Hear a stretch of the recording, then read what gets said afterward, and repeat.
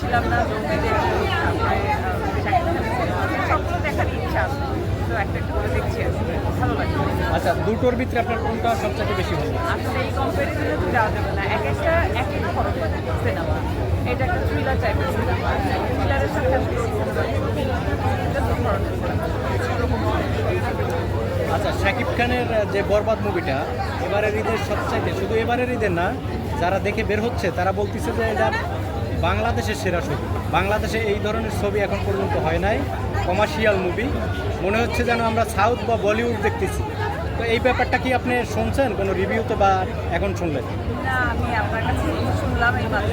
আর বরাবরই শাকিব খানের সিনেমা মানে তো হচ্ছে এগুলো অভিনন্দিত সিনেমা হয়, শাকিব খানকে আমরা যেভাবে দেখি, তো তার কাছ থেকে সেটাই এক্সপেক্টেড। তার থেকে কম হলে বরং আমরা একটু নিরাশ হয়ে যাই। তো তার কাছ থেকে যেরকম এক্সপেকটেশন সেটা এবারও তাকে সেভাবে বজায় রাখা যাবে না, এটা হচ্ছে কি যে শাকিব খান এবারে বরবাদ যেভাবে মেকিং হয়েছে, এই ধরনের মুভি শাকিব খানও এখন পর্যন্ত করতে পারে না। এবং বাংলাদেশে ফিল্ম ইন্ডাস্ট্রিতে এই ধরনের মুভি হয় নাই। সবাই বলতেছে, আমরা তো রিভিউ নিচ্ছি আপনাদের যারা দেখে বের হচ্ছে, তারা বলতেছে যে এটা আমরা মনে হয় বলিউড একটা মুভি দেখলাম বা তামিল মুভি দেখলাম।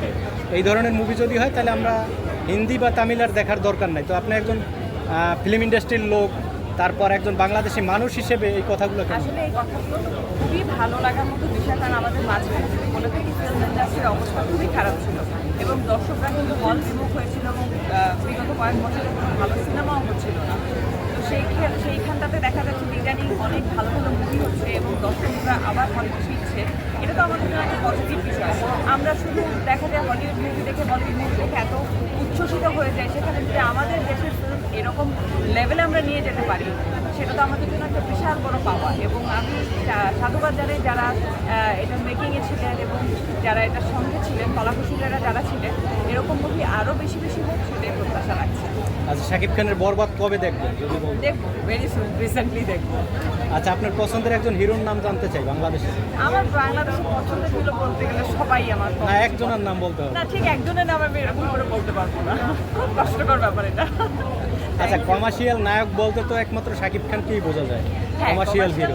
বললে একমাত্র শাকিব খান। অনেকে তো বলে যে, বাট আমার কাছে আরিফিন শুভকে খুব ভালো লাগে। সে মানে হিরো হিসেবে যেরকমটা আমরা সবসময় দেখতে চাই, তার ভিতরে সেই ব্যাপারটা আছে, হিরোইজের ব্যাপারটা।